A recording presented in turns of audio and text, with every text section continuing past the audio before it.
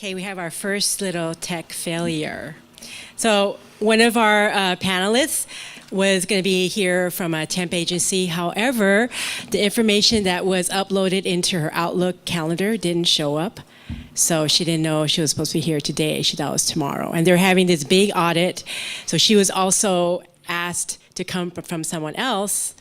And so anyway, she said something else didn't show up on her calendar, so that's not good. However, Mark has been very gracious to take over. He is our associate director at career development, and he has lots of experience, so it'll be fine.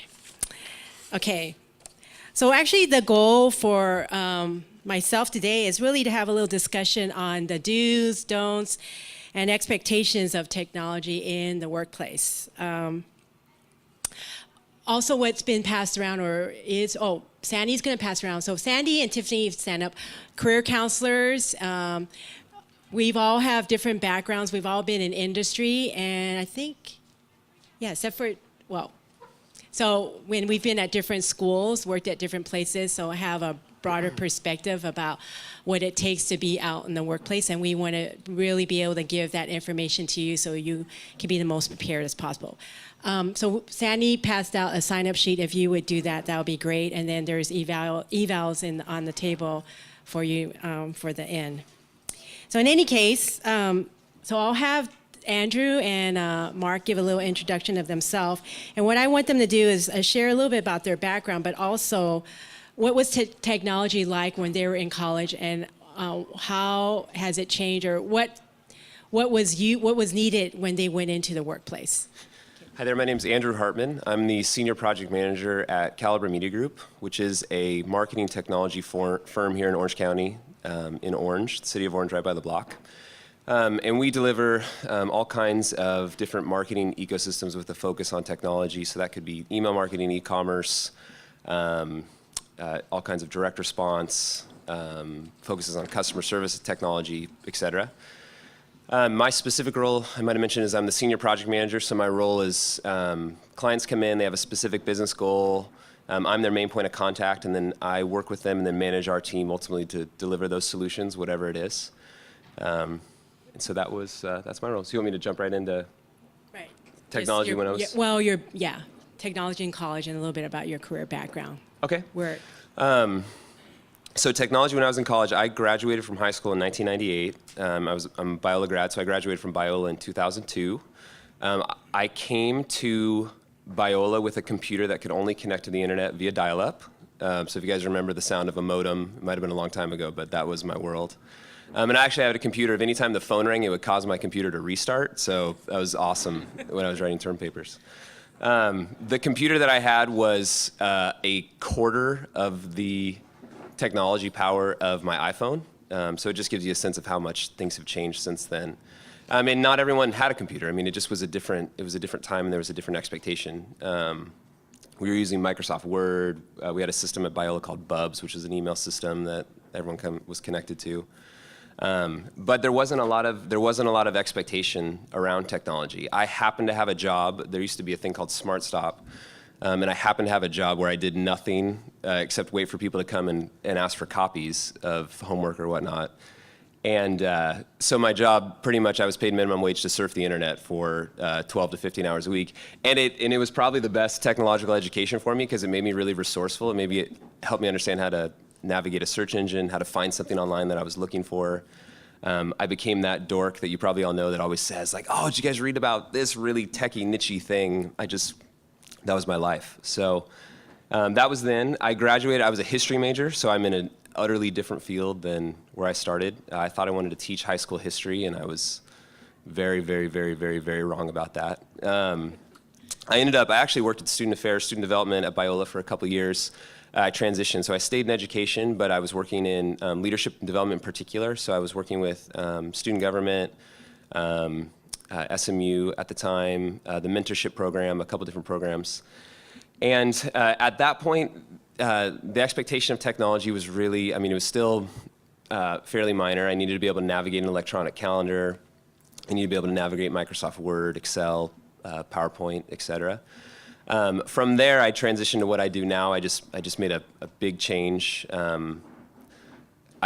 I knew that I wasn't meant to stay in education long term, and so I actually took a sales job just to take a job out of when I was working here. Moved over to, I was a salesman at Caliber Media Group, where I still work. I was a terrible salesman. They were about to fire me, but they noticed that I was a pretty good project manager, so I was lucky enough to be able to transition over, and I've been doing that for the last 5 years.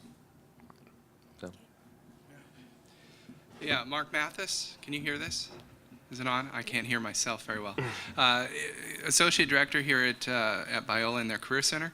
I've been here for going on 7 years, and I graduated from college in 1991. So at that point, computers were relatively new for college students to have. So I remember going into college, and I had one of those, those big. Whoa, I'm gonna spill this. I had one of those desktops that you could push buttons on the side and open up the hood, and you could replace your memory and do all kinds of cool things in that.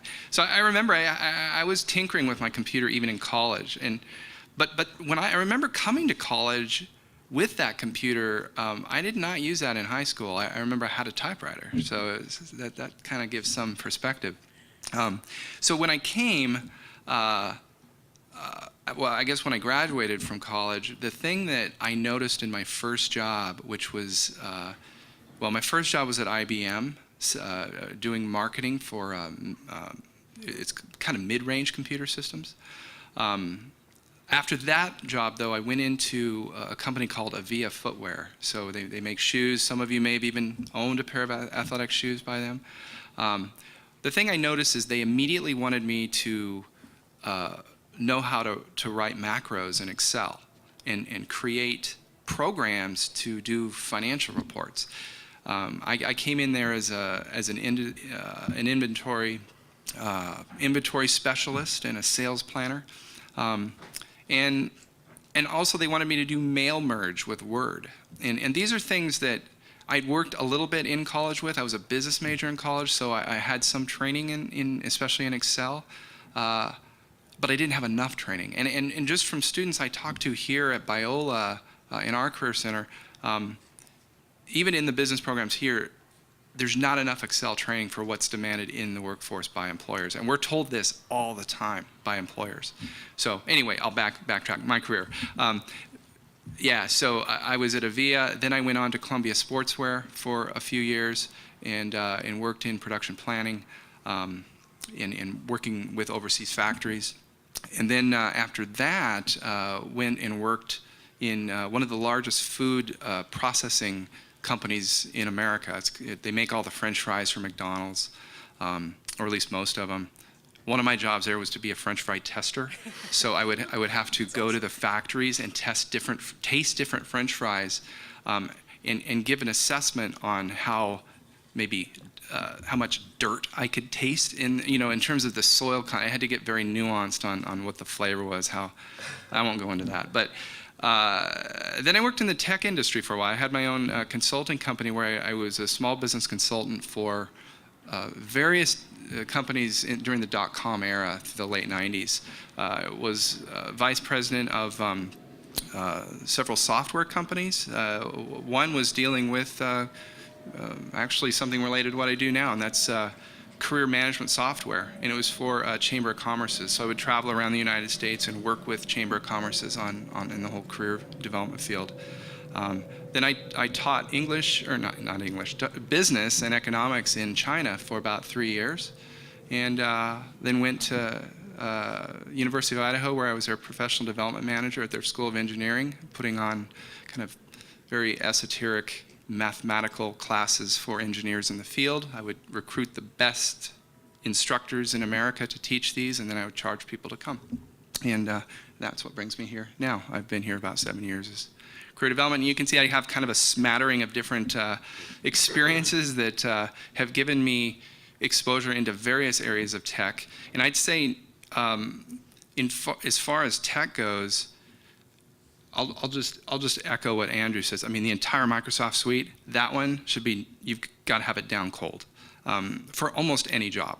And that includes, Word, Excel, PowerPoint, ideally Access or some kind of database like FileMaker Pro, and then also a lot of jobs I've been in, you have to have some kind of a graphics software experience, like with Adobe, Adobe Photoshop, InDesign, Illustrator, those kinds of things. Because, let's face it, most companies are trying to do things online with websites, with social media, and everybody pretty much needs to be able to add content or contribute to that medium. So. Okay. So you've mentioned technology skills needed. So let's talk about entry-level, basic, how much do you need to get in the door to be considered? I think for you, Andrew, because you're closer to when you made the transition a little bit later, how did you get in, and what was the learning curve, and how did you find that what you needed, and how quickly did you need to learn it, and to what level? Sure. So yeah, the Microsoft suite, I think, is really, like Mark was saying, is just critical. So the level that, for example, if we were hiring someone entry level today, my expectation of someone for me to consider them is that it's not that you have used Microsoft Word in the past or Microsoft Excel or PowerPoint. I think almost as a rule, going through school now, you're probably required at some level to touch those programs at least one time.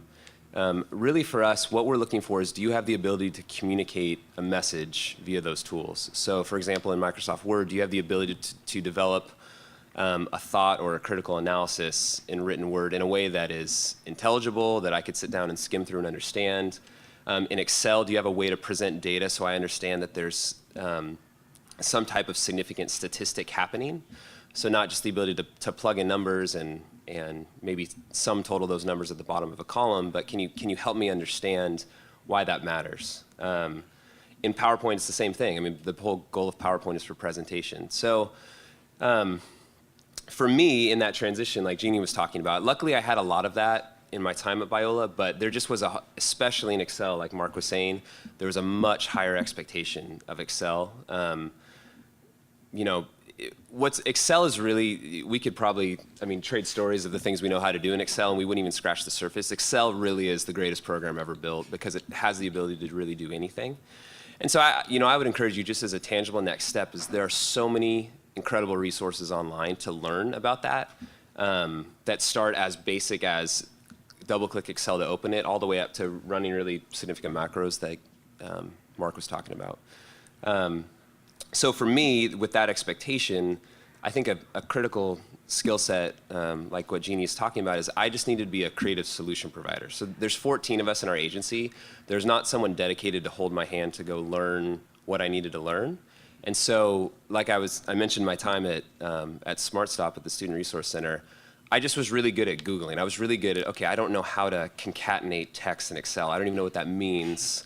What does that mean? Okay, I'm going to go to Google. I'm going to find a website that teaches me how to do it. I'm going to open up a test file, and I'm going to get really good at it, and now I'm going to go present it to someone. And so I don't feel the pressure as we talk about these things to be the expert, but I think you should feel the weight of, I need to be, you're entering a competitive job market where people are looking for solution providers. Employers are looking for individuals that can come in and figure it out and put two and two together and do some critical analysis and train themselves as needed to get something done. I think that's really the critical skill as it relates to that. Thank you. And Mark, I'm going to ask you to answer this question. So the other person that was going to be here, the other panelist, is from a temp agency. So I want Mark to explain a little bit more. What does that mean? How do you use it? And how do you get into that? Yeah, so just as a preface to answering the last part of Jeannie's question, I would break down technology in terms of categories into three areas. One is data. The other is graphic, and the other is more on the social side, and it's hard to be good at all of them. It just takes too long to become to learn the skills, to really use all of those skills powerfully. But I would say whatever your area is of focus, of study, of work, get good at one of them. Okay, and when I say data, that means Excel, that both Andrew and I have been talking about. That includes databases. That includes any kind of I don't know, financial software, or anything to run statistics. Almost every single place I've worked has wanted me to be involved with reporting of data, of performance in some way. And so people that can get their handle on data, how to get data, how to query data, how to report on it, powerful, because not everybody can do that. On the graphic side, if you can take photos, if you can make movies, if you can edit any of those things, if you can write good copy, if you can in any way create what you see on websites today, that is valuable. Get good at it, and if that fits in with your education, all the better.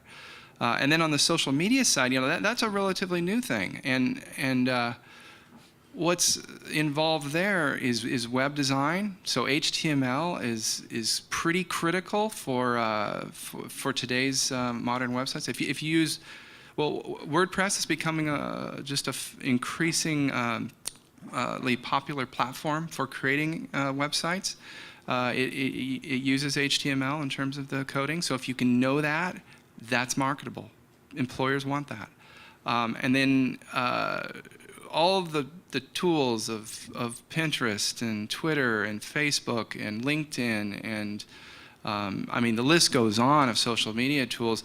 If you know how to manage groups, or if you know how to attract followers, if you know how to in some way leverage those mediums for growth for an organization, that's also a transferable, marketable skill that people are willing to pay for. So those three areas, I guess I would just kind of encourage you to take one of those and kind of pursue it in a more intentional way. In terms of what Jeanie asked about temp agencies, so temp agencies, when you go into a temp agency, and by the way, the reason she brought this up is because it's hard to find work. I know it's a big shock, but it's hard. So when you graduate from here, it may take you months to find a full-time job, if that's what you're looking for. And especially in your area of focus, it may take a long time, and yet you need cash now. Well, that's where temporary agencies excel. I mean, you can walk into a temp agency, and you can meet with them today and possibly even have a job as early as tomorrow. And granted, it may not be super long-term, but you can specify all sorts of criteria when you meet with them. And one thing they do when you go into a temp agency is they test you. They give you tests on different kinds of software skills, softwares, and depending on what your score level is dictates what level of position they place you in. And so, and it also dictates the level of pay that you're qualifying for. Now, what the temp agencies also do is they have something called Skillport. And what that is if once you sign up with a temp agency, you can get free training on software, some of them for a lifetime once you sign up for them. And that's a great opportunity to take advantage of, because those can be expensive courses to get trained in. All of the software that we've been talking about, I mean, you can get trained in those. So via online training. So yeah. Okay. Jeanie, can I add on that? Yeah. The one thing that I think is a big benefit on temp agencies, especially for an organization like ourselves, and we're a small organization, but hiring is a really big risk. And so temping actually takes risk out of the equation for employers, because it allows you almost to test drive an employee. So if you do temping, you are interviewing. I mean, it's a great opportunity. If they have positions that open up and they've seen you work, you are so much more valuable to them than the stack of resumes, or the emails they're going to get back from Craigslist, or however they're going about finding new employees. Temping's it's just a great opportunity to do that. And oftentimes they're filling a role that they're looking to hire, and they're just trying to get by. They're bringing in a temp to patch a hole or whatnot. But If you do that well and you really dig in and you can impress them, that opportunity may open up for you or another opportunity in that organization. You have a question? Can you speak up?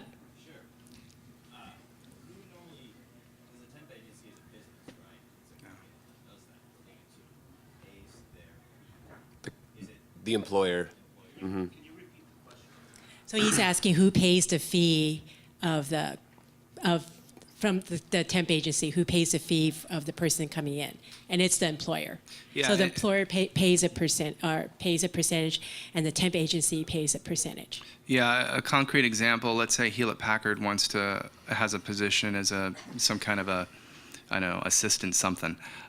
They will go to a temp agency and say, "We'll pay you $25 an hour for that position." The temp agency then finds a person who they will pay about $15 an hour, and so they get a cut, if that makes sense. So when you go into a temp agency, you're kind of a commodity, you're worth money to them. That if they can place you, they get, 40% of your salary, essentially. But it comes back to you once you are hired full time. And actually, I got my position at USC through a temp agency because I needed something in between. My first assignment was to be at USC to be the receptionist for the medical health behavior research, which is in the medical school. And so the facts they didn't know my background. They didn't know I had a master's. Like, wow, you take really good messages. And so I ended up staying longer because they found out my background. But it was because I decided I needed to in between jobs, so I temped. So and then temps are very broad. So some of it's manual labor. There's different types of temp work within one agency. Okay, so on the issue of hiring, to what extent do you know of employers using traditional systems to find candidates like via Monster or Career Builder versus using social media tools like LinkedIn or to pursue passive seekers? So let's say you're looking for someone. What are you doing to try to find other people who may not be looking for a job? Sure. Or looking for you? Okay. So both in general and then also for us specifically? In general, I mean, I think as a rule, especially entry-level positions, typical positions that you might get coming out of college, you're going to find them on Monster.com, on Craigslist, Career Builder. There's a lot of websites and opportunities out there. You're going to see a lot more companies using social media to find that. They may ask their employees to put it out to their networks. For example, at Caliber, if we're looking to hire a web designer, I'm going to ask our web designers to tap their network because they're already networked to other web designers that they would trust. So necessarily, they're a step closer to the type of people that we would want to hire. So I think that social media is playing a bigger part of that. For us specifically, we lean much more that way. Again, we're a smaller shop. So like I was saying before, when you go out and do a hiring process, you're entering a precarious situation as an employer, especially at smaller companies. We need that person we hire to be the right fit. We need them to come in and we need to be able to empower them very quickly to accomplish work for us because we have a hole that we need them to fill. So social media is much more valuable to us than Career Builder, Monster, Craigslist, et cetera, because necessarily we're going to have a tighter connection with that individual. We're going to know something about them more so than someone that we would just get off Career Builder. So I think, just to extend the question a little bit, I think the lesson in that, or the next step I would really recommend, is for you really to be mindful of the way that you present yourself on social media. And I don't just mean don't post stupid pictures of you in the res halls. I mean, obviously, those type of things go without saying. That will stay with you forever. The internet is archived forever. Everything you've ever posted publicly will exist forever on the internet. It already does. There's services that literally are just archiving the internet for people like me to go Google when someone's applying for a job.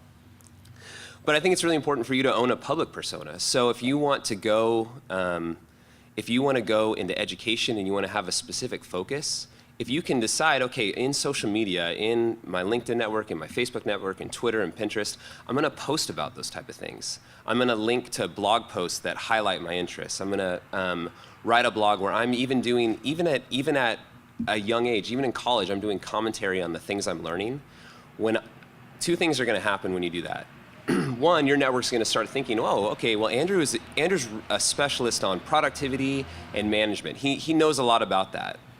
We're really good at putting people in boxes. We like to label people. And so I think it's important for you to be intentional about how people might label you.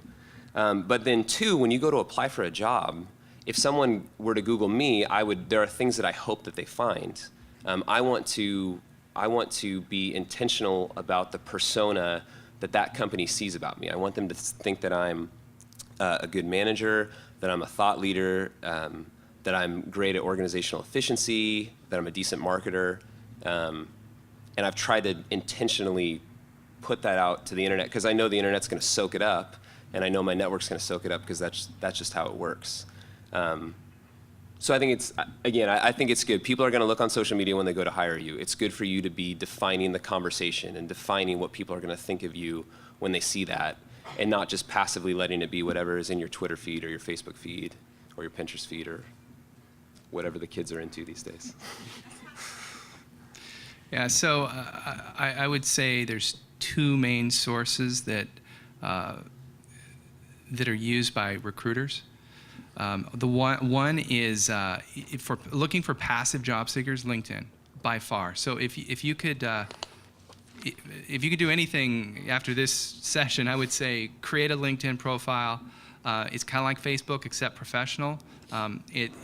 It's an online resume, and people use it all the time for looking for people. Case in point, I recruited. I needed to hire a web designer. And so I posted the job here at Biola through HR. I could not get people that were qualified for the skills that I needed. I needed somebody that was an expert in WordPress. I needed and somebody who'd worked in it a long time and who I could see tangible examples of websites that they had developed that I was impressed with. So I went to LinkedIn and I typed in WordPress as a keyword, and I typed in a geographical area because I'm not going to probably be able to attract somebody from New York. They need to be local. And I also needed them to be a Christian. Now that's not something you can easily query, but you can at least look and see what schools they went to, and if they went to a Christian school, then the probability is a little higher in your favor that maybe they're a Christian. So anyway, that's how I hired somebody full time. He was not looking for a job. He ran his own web consulting company. I happened to call him on a moment that he was thinking about selling, and he did. And so that's how it worked out. The other source I would encourage you to use is Monster and Career Builder. And you may think, well, why? I mean, those are huge databases. Why should I post my resume there? The reason is this. Those two sources are licensed. For example, agencies like temp agencies and other recruiting firms, they pay a monthly fee to use those sources so that when they have a job that comes up, they can instantly go on and put a query in for somebody that's been a receptionist and knows Word and knows Excel, put all these keywords, and lives in let's say the 5-mile radius of Fullerton, and they pull up a list of people based on keyword. So the more keywords you have in your resume, the higher you go up on the list. And if you don't have those keywords, then of course you fall down low. But those are the sources that a lot of recruiters use. So take advantage of that. Put your resume out there. Make sure you include the keywords for the target jobs that you're going after. And also, it just left my mind. There was one more thing I was going to add to that, but maybe I'll remember it later. Our bio link? I won't mention that. So, and then just Sandy, one of our counselors, just about 2 weeks ago, we went to a regional seminar, and Fresh and Easy, Mattel, who else is there? Hulu were there, and Hulu and Mattel definitely, if they're trying to find XYZ person, they will just tweet, we're looking for a administrative assistant, blah, blah, blah. And that's how they will source people. So if you're interested in a particular company, you want to work for Disney, you want to work for Hulu or whatever company, you want to follow them because that's how they get their information out so that people will go to them. So they're not necessarily going to come to us they will just send out what they need, and then in that manner, and that's how people send resumes. So those are different ways that social media is being used by other companies that it's just making it easier for what people are looking for to notice what is needed. Okay, so a little bit about, because we're talking about this area of do's and don'ts. So what is appropriate online presence, and how much do employers really check, and how deep do they check? In terms of do they really check, they do.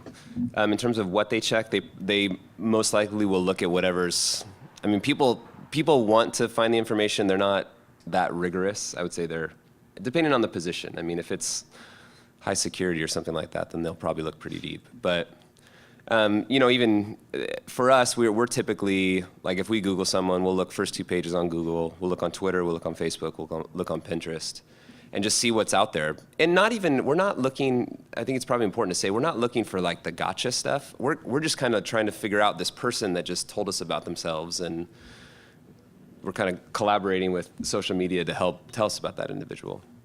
In terms of what's appropriate, if you don't know what your privacy settings are right now on all of your social media, that should be the next thing you do when you leave this event, is to go and understand what is it that the world's seeing when they Google you? What is it that the world sees if they Google your name in Biola University?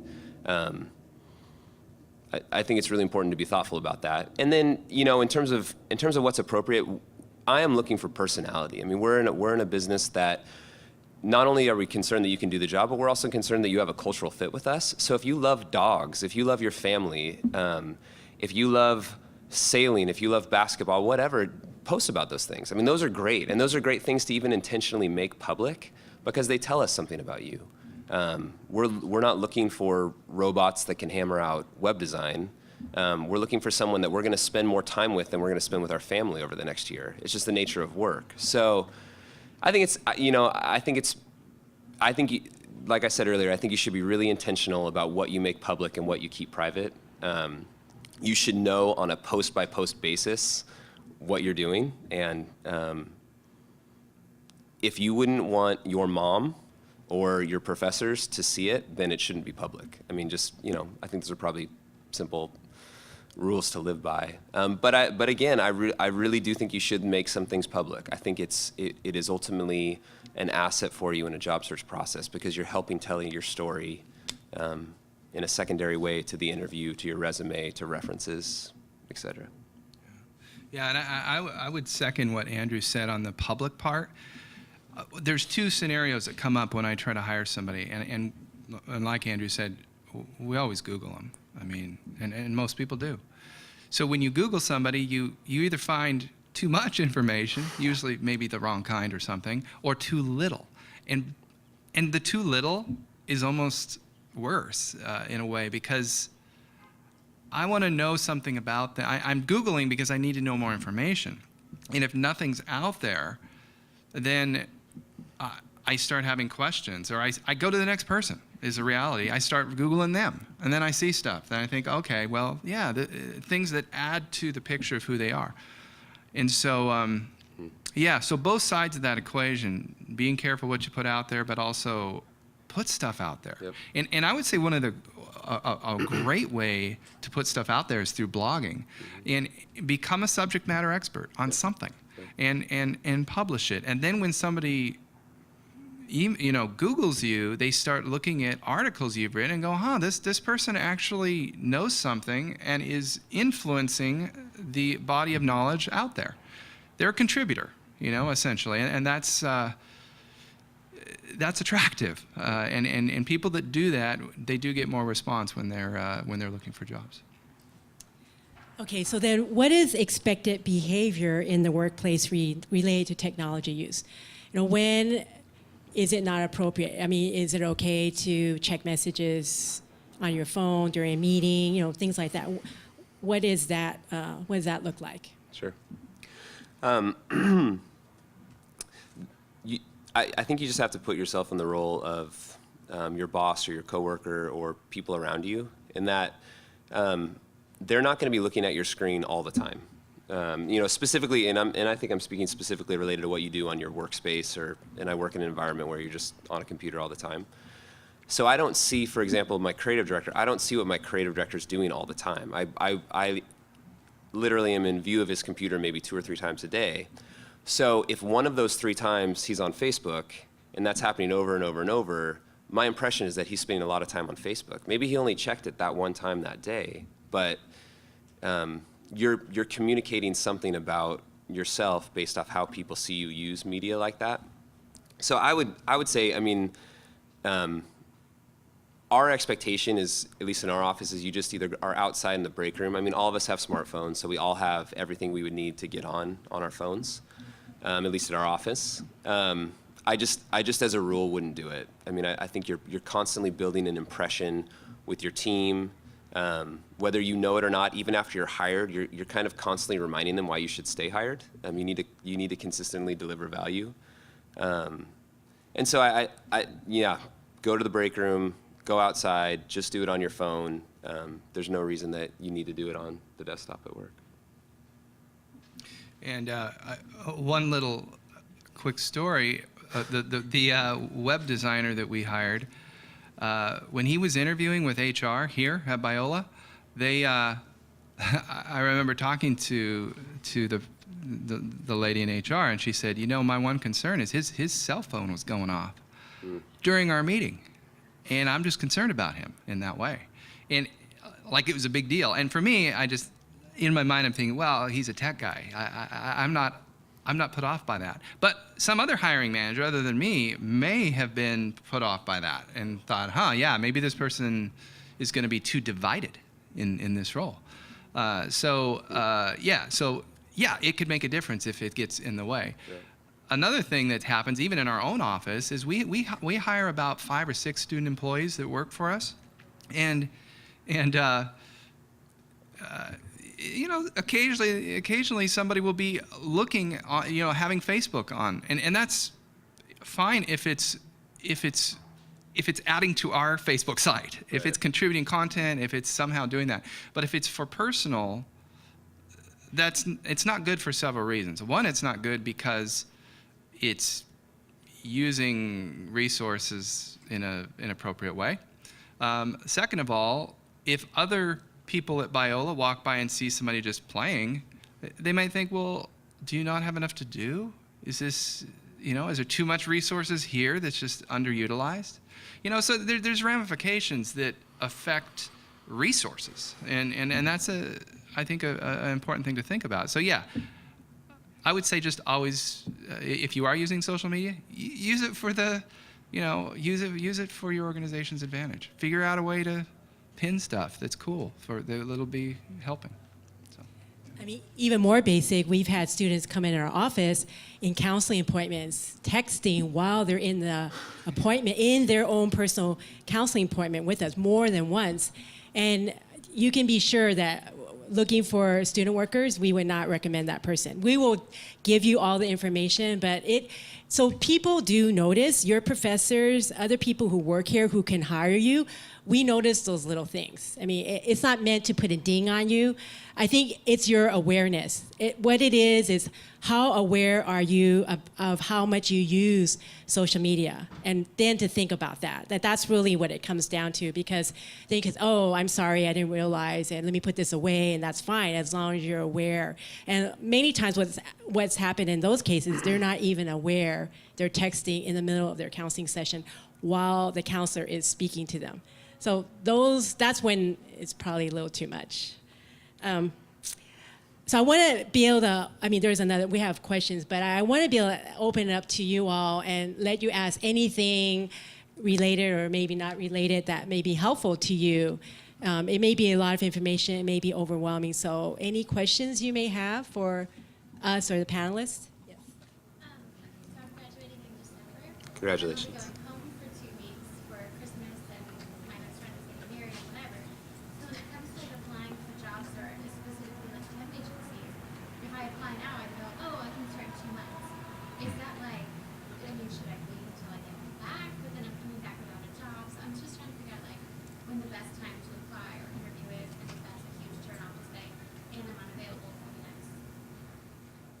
So she's trying to decide the timing of applying for at a temp agency while she's home on break during the winter term. Okay. So, yeah, I have a couple of suggestions on that. Temp agencies usually aren't looking 2 months out. They don't get the assignments usually with that much forenotice. So, yeah, and Andrew can, if he has a different experience on that, he can share that.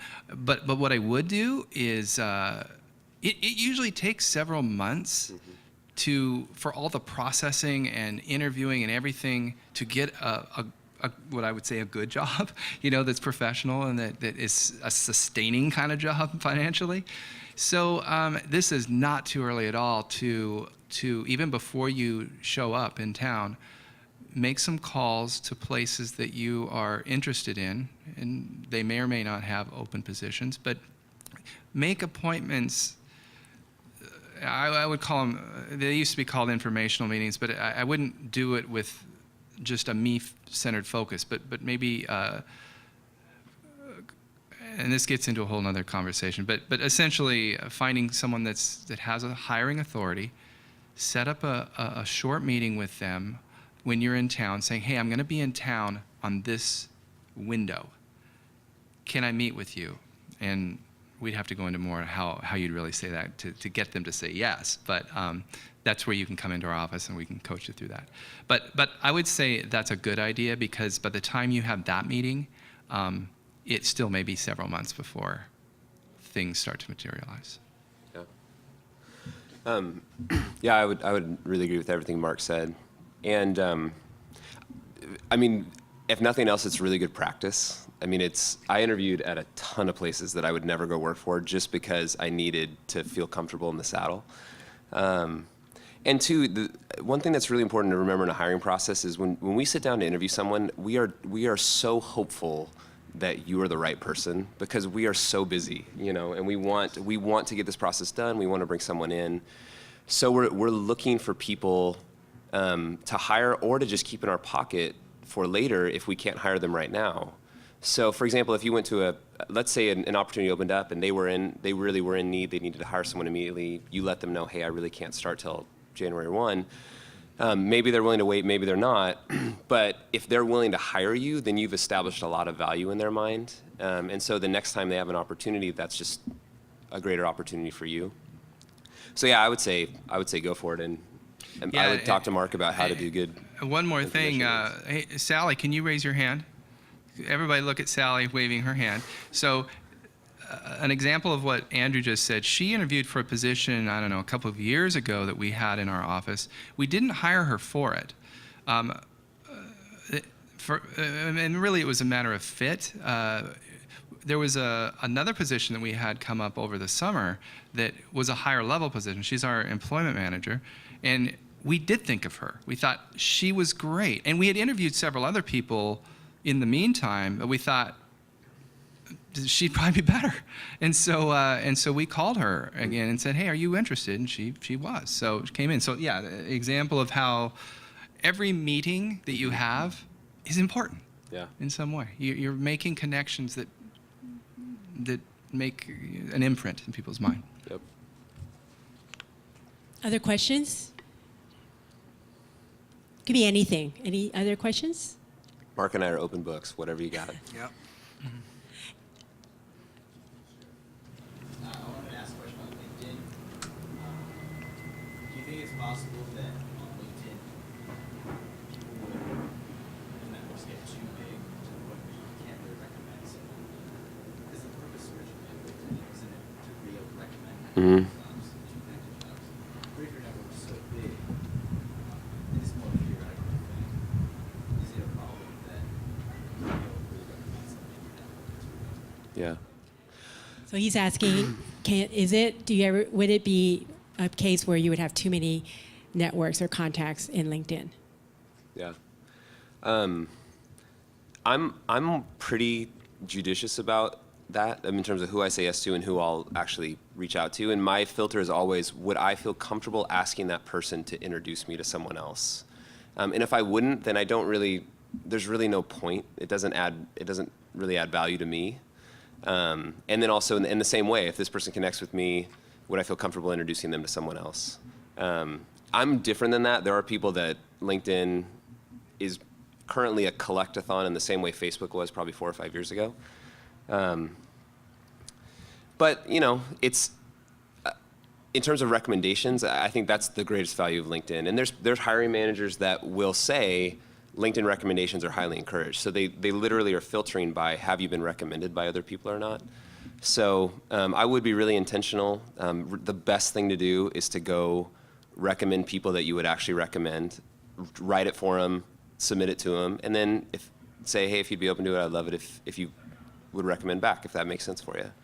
I think that's really the greatest value. But I think you're right. You can't have too many where it just doesn't, you know, someone that has 10,000 connections on LinkedIn is not actively leveraging 10,000 connections on LinkedIn. Yeah, and I'm probably a little different perspective than Andrew on this. Although I definitely understand where he's coming from on this. I'm connected to thousands of people on LinkedIn, and primarily it's because I am my job is in connecting people. So the more people I'm connected with, the more helpful I can be to others. Now, whether or not I know them is a whole other issue. I don't know all of them. I usually accept invitations from, well, I shouldn't say I accept them from almost anyone. I have over 10,000 invites in my box that I haven't gotten to. I just don't have time to deal with that. Which is a problem. But what will happen, addressing your question, so when I get a request, and I do get these frequently, I get a request, somebody says, hey, I noticed you're connected with so-and-so at Nike. Can you connect me? And if I know the person, of course I will. I'll say, yeah, sure. But often I don't know who that person is, and I'll say, well, actually, I don't know that person personally. I can send an invitation, and I do that. But I have to say I don't know them, and I've connected various people through that, where they want to make a connection, and if I can help in any way that I can, then so be it. The thing is, with a school like Biola, where we have people from every country, it seems like, and every state, and every industry, and all that, I need to be able to reach into those areas. I have people coming in that want to, this is real, they want to work in a museum in Saudi Arabia. Okay, well, if I only hook up with people that I know, am I going to know that kind of a thing? But the fact is, through my connections, I can get them in contact with somebody like that. So that's where I sort of see the value in how I use LinkedIn as a career professional. It's through his LinkedIn and our LinkedIn that we find panelists and different speakers for all the various academic areas. So it depends on what you need LinkedIn to do for you. So, okay, so we won't, I think this will be a good time to end. Basically, though, career development, we're here to help you wherever you're at. If you don't even know what LinkedIn is and you just need help with starting from step one, please come in our office. If you don't even know what to do with your career, how to start, we can help you with that. So basically, we're here to give you steps to take you to the next place. So please, where you get your IDs, are also on your table. If you would do the eval really quick, that would help us out. And then you can take a bookmark that tells us you can get in contact with us electronically as well as physically. So thank you so much for your attention and time. And I'm sure if there's leftover pizza, you can take one for the road. Biola University offers a variety of biblically centered degree programs, ranging from business to ministry to the arts and sciences. Visit biola.edu to find out how Biola could make a difference in your life.